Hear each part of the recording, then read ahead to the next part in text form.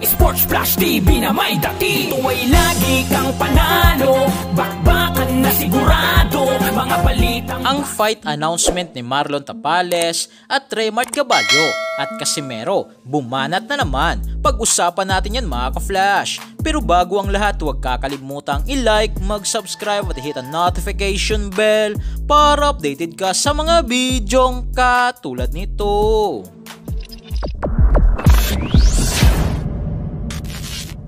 So kumpirmado na nga po mga ka-flash ang muling pagbabalik ni former WBA, IBF, Super Bantamweight World Champion Marlon The Nightmare Tapales versus natapong Jan Cao para sa WBC Asia Continental Super Bantamweight title na gaganapin sa May 10 dito sa Pilipinas, na ang venue nga po mga ka-flash ay sa Midas Hotel and Casino sa Manila. May kasalukuyang kartada nga po mga ka-flash si Marlon Tapales na 37 wins, 19 knockouts at may 4 na talo na, habang ang makakalaban nito na sinatapong Jan Cao ng Thailand ay may kartada sa ngayon na 12 wins, may 8 knockouts at may 3 talo na. Ito nga po mga ka-flash ang unang laban ni Tapales matapos matalo kay pound for pound rank number 2 sa buong mundo at kasalukuyang undisputed Super Bantamweight World Champion na si Naoya the Monster Inoue. Para naman sa co-main event ay lalaban nga po dito si Raymart Gaballo na makakalaban si Mexican Kenbon Torres para sa isang non-title fight.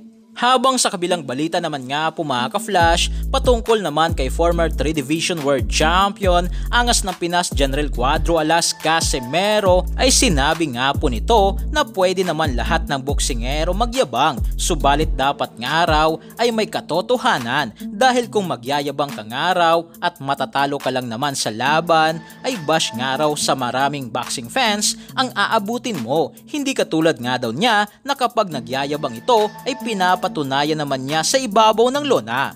Paliwanag pa ni Casimero na kapag magaling nga raw ang kanyang makakalaban ay talagang papatayin ito ang kanyang katawan sa pag-iensayo. Magpo-focus talaga ito upang hindi siya mapahiya sa mga boxing fans, na kapag sinabi nitong easy work, pugot ulo ay totoo nga daw ito. Ayon kay Casimero na kahit gaano pa daw kalakas ang kalaban kapag nag-iensayo ito ng mabuti ay wala nga raw palag sa kanyang makakalaban, pero kung mahina naman ang makakalaban ay nakakawalang gana daw ito, lalo na sa pag-iensayo. Ay katotohanan lang yung magyabang, kasi kapag magyabang ka pero wala ka namang kayang ipagyabang, wala, basta ang mabuti mo, di ba?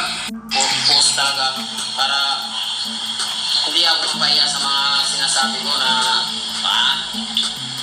easy work, di ba? Yan, sa akin yan, easy work, tapos easy money. Pagsabihin ko na, pupuntulo yan. Pupun yan, pupun. Totoo yan. Kahit gaano pa yung kalakas yung kalaban ko, kapag ma-insayuhan ko yan, wala. So yan lang para sa ating balitang boxing. Ano ba ang masasabi nyo tungkol dito? Para sa inyong komento at reaksyon ay komento nyo na sa baba. Hanggang sa muli, ito ang The Sports Flash TV. Sports Flash TV na may dati. Ito ay lagi kang panalo, bakbakan na sigurado, mga balitang boxing. Ito laging bago, balitang boxing, laban na kasado, di papahuli pagdating sa bakbakan, mga pambato na patuloy ang laban. Sasaliksikin ang bawat babalita, talagang diin, bawal ang mahina sa loob ng ring. Merong pambihira, mga kamao na nagiging bida.